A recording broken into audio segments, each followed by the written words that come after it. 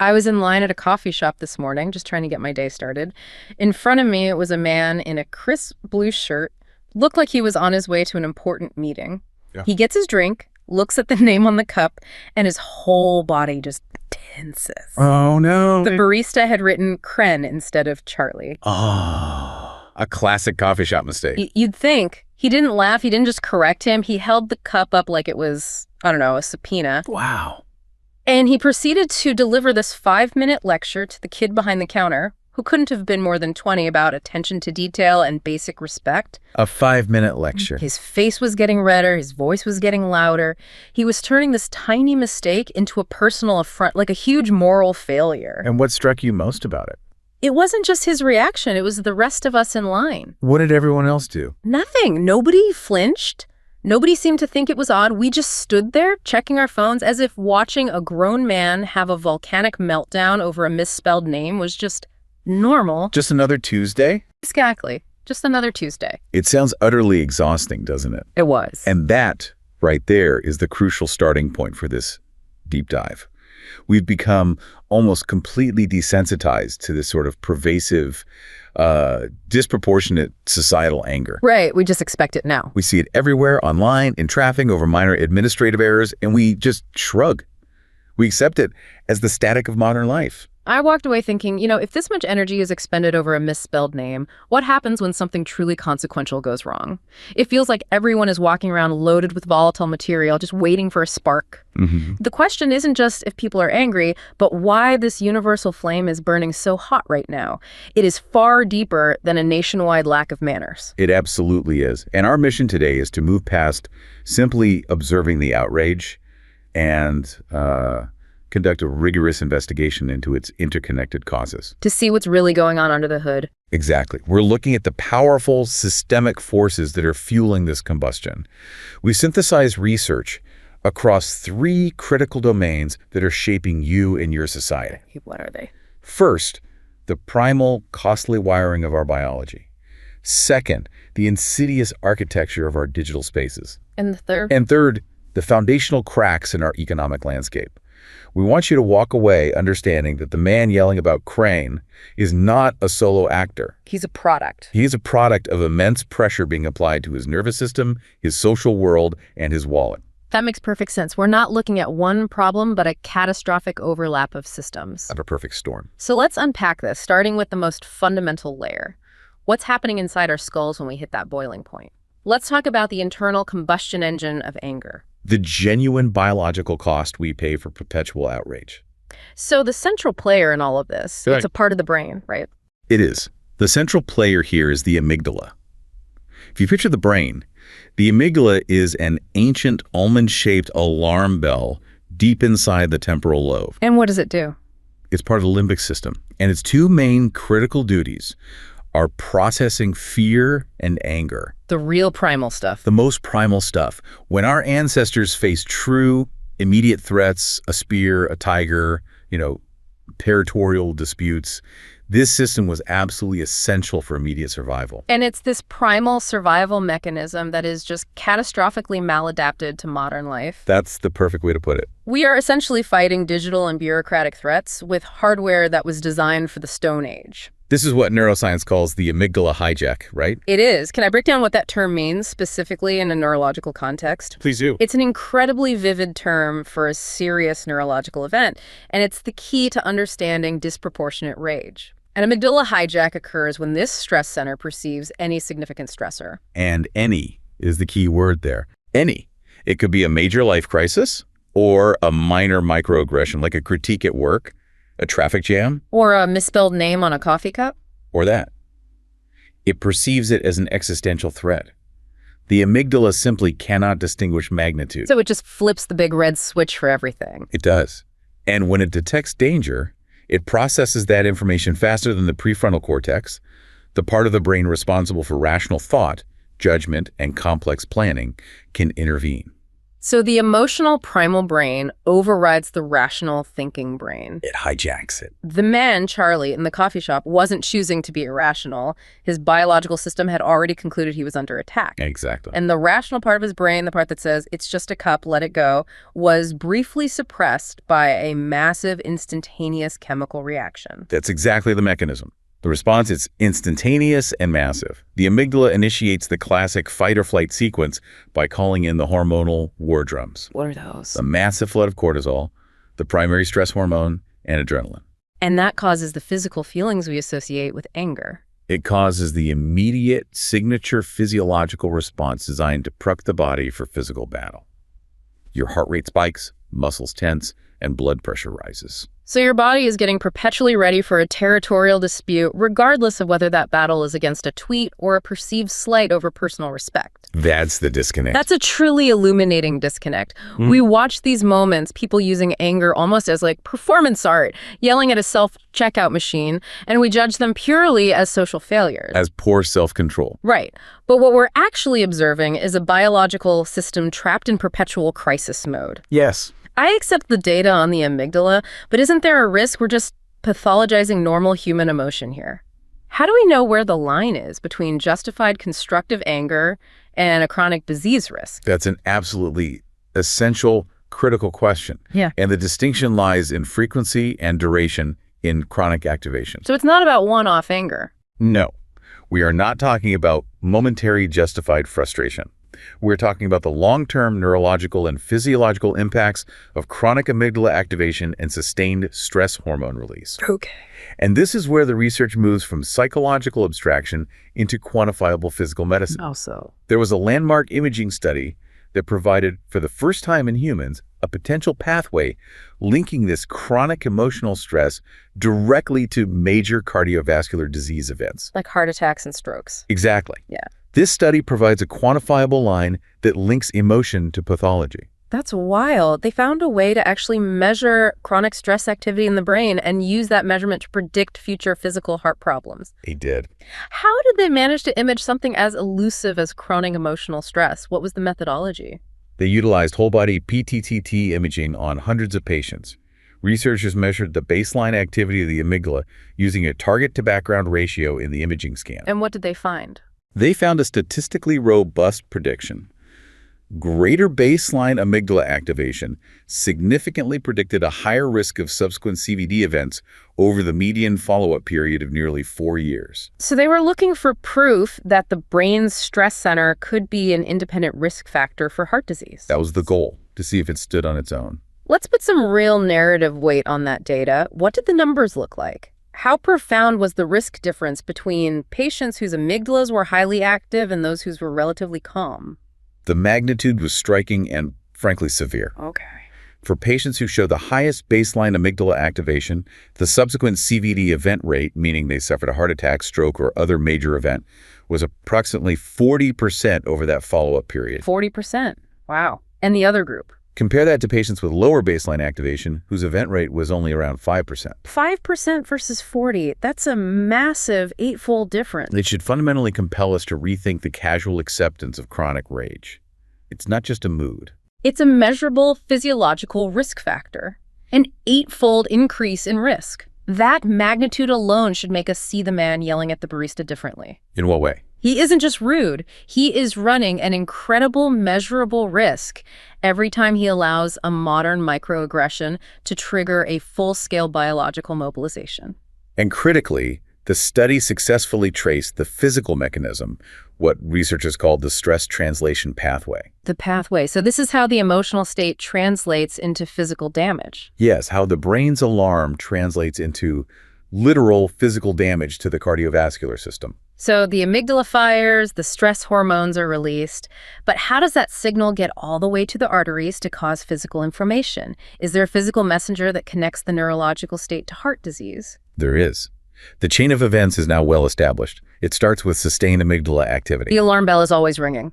which leads to increased activation in the bone marrow. The bone marrow. Okay, I wouldn't have guessed that. The bone marrow, interpreting the body's persistent chemical state as a chronic existential threat, ramps up the production of inflammatory white blood cells. Ah, so it's mobilizing the troops. Constantly. These inflammatory cells then circulate throughout the bloodstream, resulting in arterial inflammation. And that inflammation is the direct cause of the big problem. Is the direct precursor to atherosclerosis and major CVD events like heart attacks or strokes. The brain is literally signaling a mobilization of defense forces that, when sustained over time, results in self-sabotage and internal destruction. The body interprets the emotional state of constant conflict as being perpetually ready for physical battle. Yes. And that sustained fight preparation, the constant hormonal and inflammatory state, is literally damaging the internal organs. This finding suggests that chronic anger is not just a quirk of personality. Absolutely not. The research concluded that the magnitude of this relationship between psychosocial stress and cardiovascular disease is statistically similar to the strength of links associated with traditional major risk factors. What kind of risk factors are we talking about? We are talking about risks comparable to sustained factors like smoking, uncontrolled hypertension, diabetes, and dyslipidemia. Wait, for our non-medical listeners, when you put it on par with dyslipidemia, what exactly do we mean by that term in accessible language? Dyslipidemia is essentially an imbalance of lipids, so fats in the blood. Like high cholesterol. Exactly, like high LDL or bad cholesterol, or low HDL, good cholesterol. It's a classic sign of cardiovascular risk. So the fact that chronic emotional stress, the internal state of perpetual rage, is statistically comparable in risk magnitude to a patient with uncontrolled high cholesterol. It should elevate this problem to a central public health concern. It's truly astounding. We have massive public health campaigns targeting diet and tobacco, yet we generally accept chronic outrage as a social norm, despite the clear, measurable internal cost. Which suggests a powerful medical application. Right. What would that be? Well, physicians should probably start integrating assessments of chronic stress levels alongside typical cardiovascular risk factors like cholesterol and blood pressure. So you treat stress like a vital sign. If a patient reports a high, unmanaged burden of chronic stress and anger, that should be treated with the same medical seriousness as hypertension, given the identified pathway of damage. So on the intervention side, if the amygdala is this unstable trigger that is making us sick, how do we modulate its activity without resorting to, heavy medication? We have powerful, proven behavioral techniques. Practices like meditation and mindfulness are known to physically modulate amygdala activity over time. How? They essentially dampen the frequency and intensity of that alarm bell. They strengthen the prefrontal cortex's ability to intervene to say, hey, hold on a second. And what about physical activity? What is the chemical conversion that occurs during exercise? Exercise is a necessary metabolic release.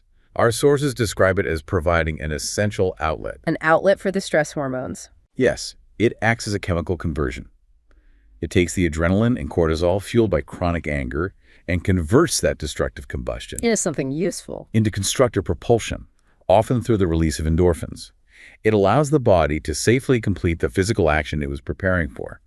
It's an essential biological release valve to prevent the accumulation of toxic hormones. So biological factors set the stage. We are hyperreactive, and constant outrage is causing real physical harm. Yes, that's the foundation. But that volatile biological wiring is now being deliberately manipulated and activated by the second layer of our analysis, the architecture of our digital spaces. We move now from the individual's internal alarm system to the external hyper-efficient system designed specifically to keep that alarm ringing and monetize the resulting conflict. So let's talk about the algorithms. The inescapable reality of the modern digital landscape is the attention economy. Social media algorithms do not operate on metrics of objective truth or happiness or robust democratic discourse. They don't care about any of that. No.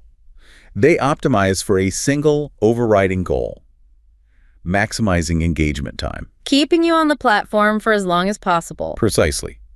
They achieve this by constantly prioritizing what they observe about your behavior. Your revealed preferences, meaning what you click, what you like, what you comment on, and most importantly, what you share.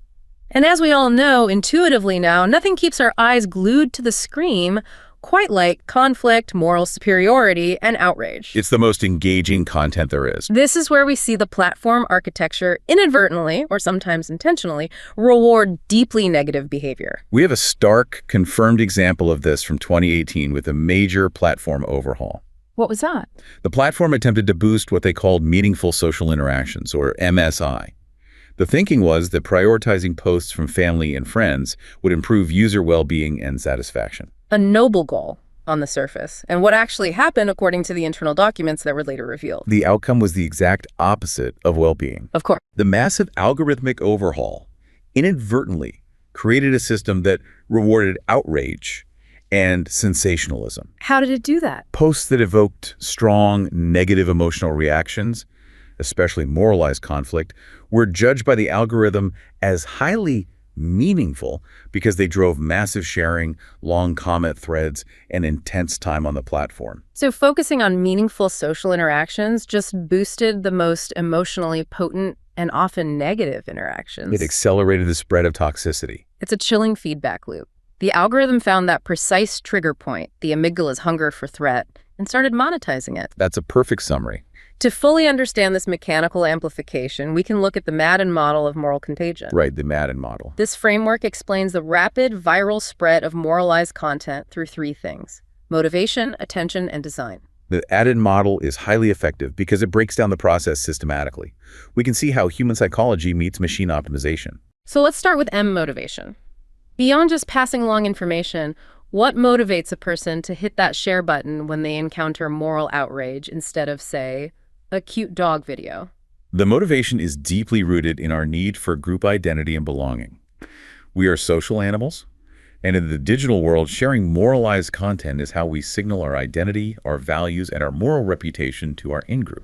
It's a performance, a performative act of virtue. It is. However, research demonstrates that the most potent way to signal your virtue is not just to post something supportive of your side. It's to attack the other side. It is to express explicit animosity toward the outgroup. So posts attacking the other side are far more effective social currency than posts merely affirming your own side. This weaponizes the moral stance. Precisely. Outgroup animosity is far more effective at driving engagement and signaling loyalty than posts that just express support for the in-group. This moral emotional content circulates intensely within existing political identity boundaries, reinforcing the echo chamber. And trying to show people opposing views doesn't really work. It often backfires. Exposure to opposing views online can sometimes increase polarization because it confirms the person's in-group identity against the perceived threat.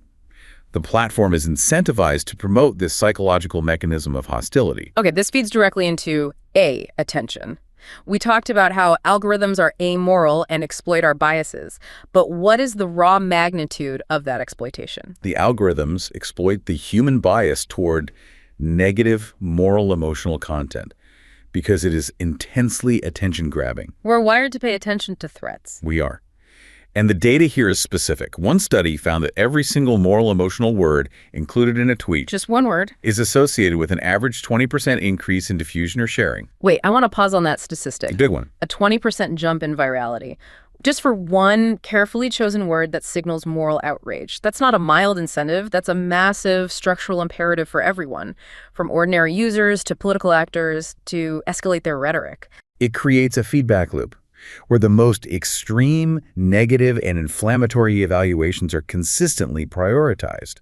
This dramatically speeds up the speed and scope of outrage marketing. The platform is essentially providing an exponential reward for users who successfully tap into the amygdala hijack mechanism we discussed earlier. That's the link. And finally, D-design. How does the physical architecture of the platform, the interface itself, contribute to the problem of hostility? The platforms are designed to appeal to our System 1 brain. The quick, intuitive emotional system and suppressed System 2, our rational, reflective side. It wants you to react, not think. Exactly. It demands quick actions. View, react, share.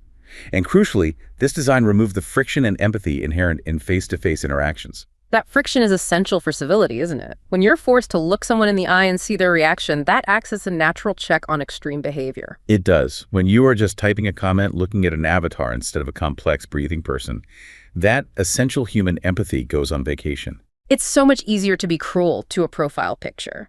The reduction of humans to two-dimensional icons facilitates psychological dehumanization, making it far easier to express antipathy and hate.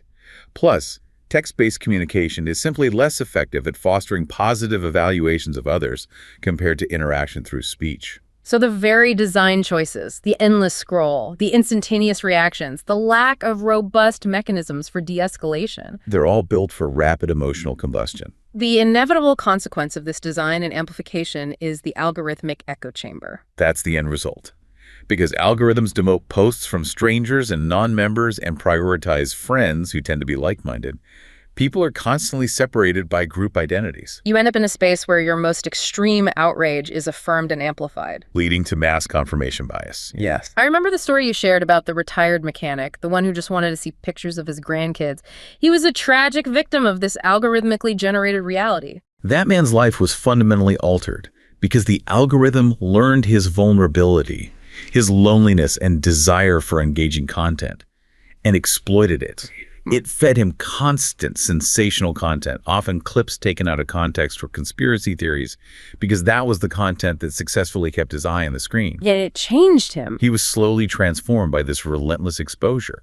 Now, his family is divided not just by opinion, but by two competing algorithmically generated realities that are irreconcilable. The result is this accelerated political polarization, the enabling of a profound lack of shared reality between groups, and the transformation of political discourse into an aggressive, constant, moralized bonfire. And this relentless amplification brings us to the third and deepest layer of our analysis. The biological volatility and the digital architecture are the volatile elements. But what provides the dry, combustible fuel for all this rage? The answer is structural failure in our society and economy. When we look at the economy, it often feels like generalized grievance is everywhere. But research suggests there is one factor that acts as the strongest, most robust predictor of instability. Yes. One that loads the system with rage regardless of what the algorithms do. That factor is economic inequality. Cross-national statistical analysis points toward a robust finding. Income inequality is the strongest predictor of where and when democratic erosion or backsliding occurs in the 21st century. So the more unequal the income distribution. The higher the risk of electing a power-aggrandizing, norm-shredding head of government. And democratic erosion today looks very different than it did during the Cold War era of military coups, right? It's far more subtle and insidious. Absolutely. The threat today is less about tanks in the streets and more about power-aggrandizing elected heads of government who subtly and systematically flout the norms and institutions that sustain democracy. So it's a creeping backsliding. Yes.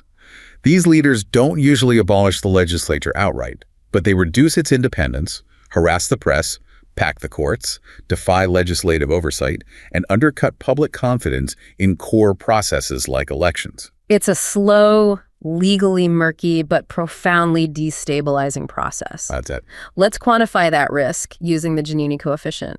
We need to ground this abstract concept in concrete risk. Okay. How does the vulnerability of a highly unequal country compare to one known for social equality? Well, the Gini coefficient, remember, measures how much a country's income distribution deviates from perfect equality.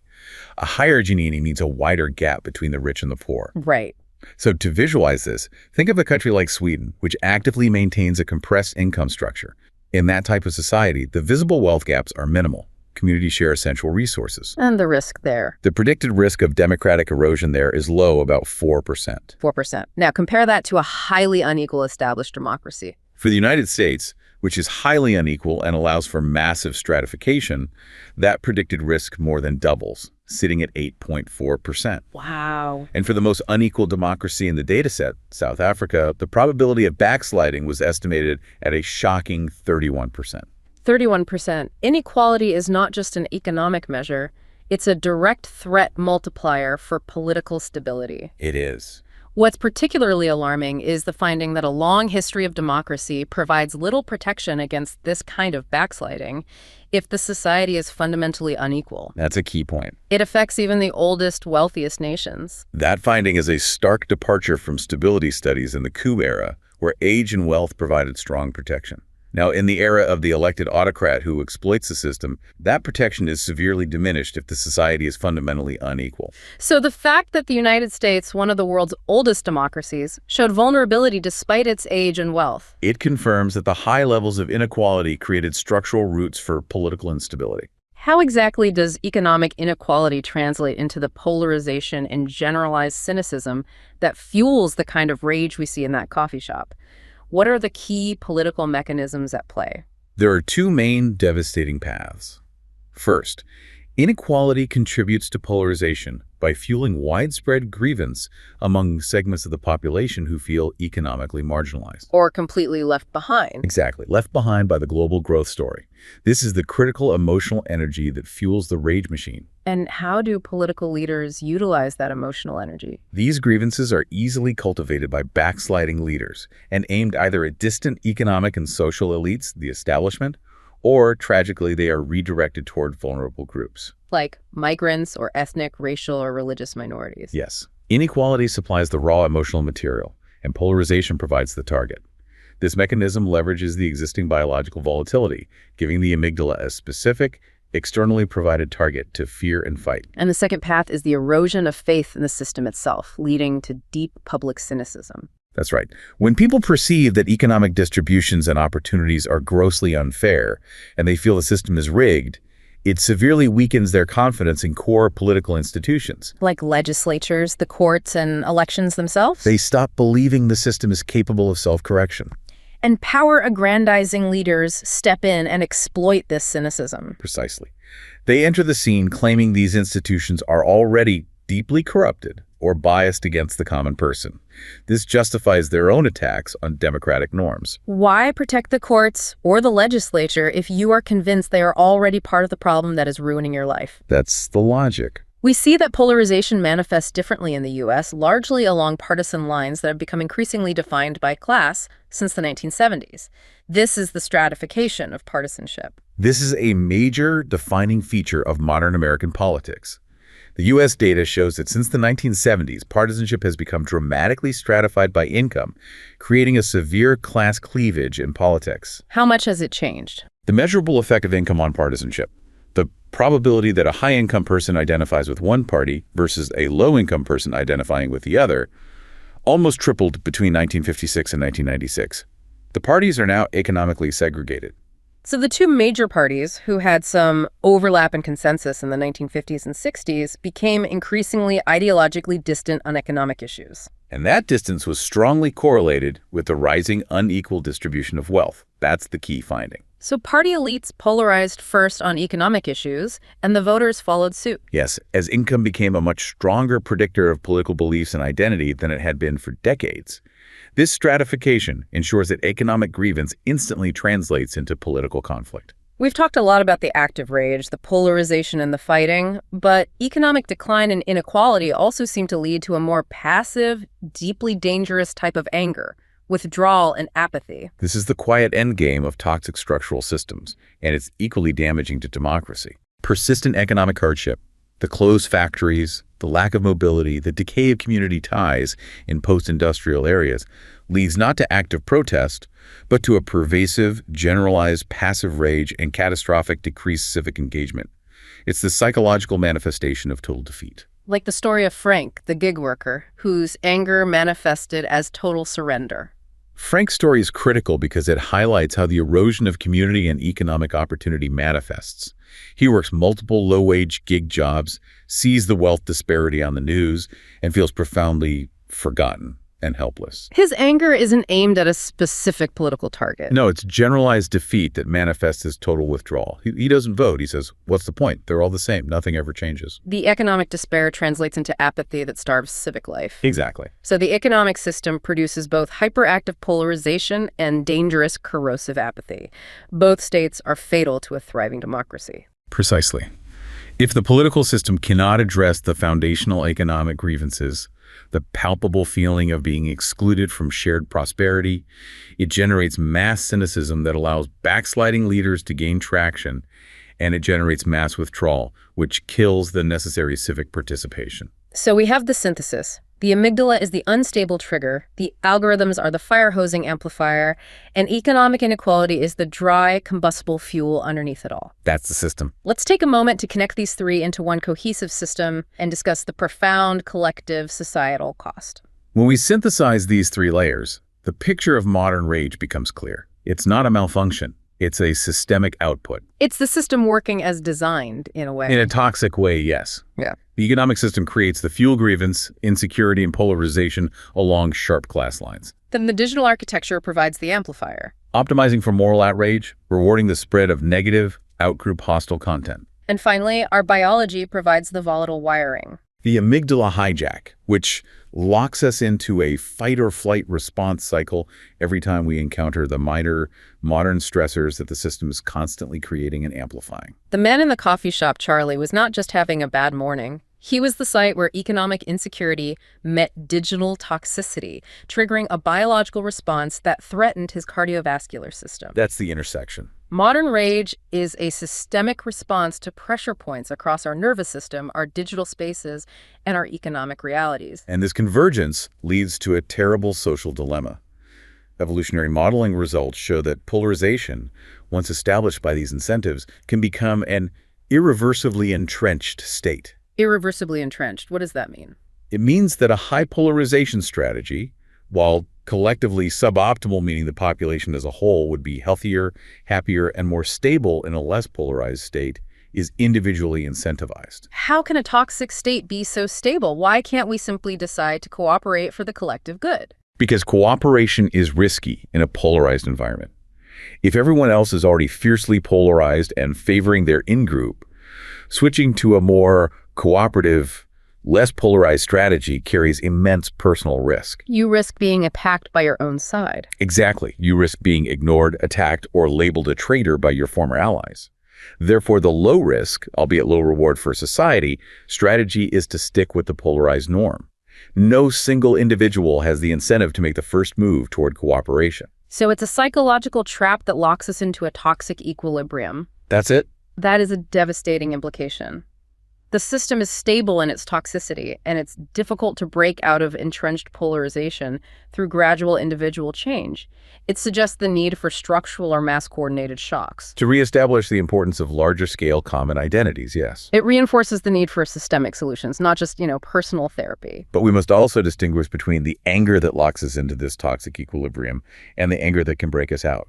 You mean the distinction between destructive, self-centered rage and constructive, mobilizing anger? Precisely. Destructive rage is self-centered, yelling at a printer, pasting a 12-paragraph rant online, acting like the man demanding respect over a misspelling. It's combustion. It's combustion. Yeah. It burns the person wielding it and yields no productive change. And constructive anger. Constructive anger, conversely, is what mobilized abolitionists, suffragettes, and civil rights activists.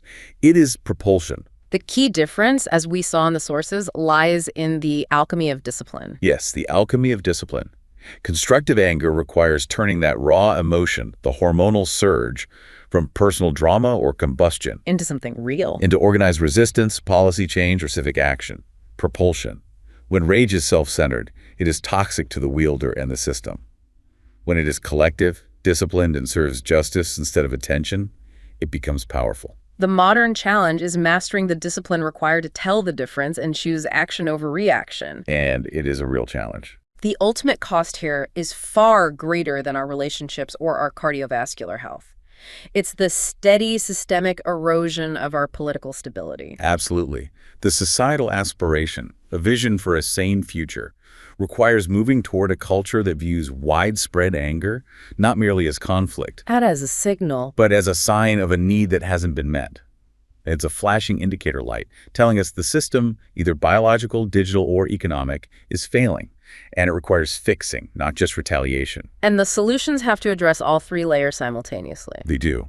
On the biological level, it means prioritizing emotional literacy, funding mental health, and teaching people how to manage stress effectively. On the economic level, It's policy reform aimed at genuinely addressing the root cause of the fuel, massive income inequality. and on the digital level, It requires a conscious choice of civility, resisting the urge to give in to the drug-like pull of outrage sellers and actively valuing nuance over moral certainty.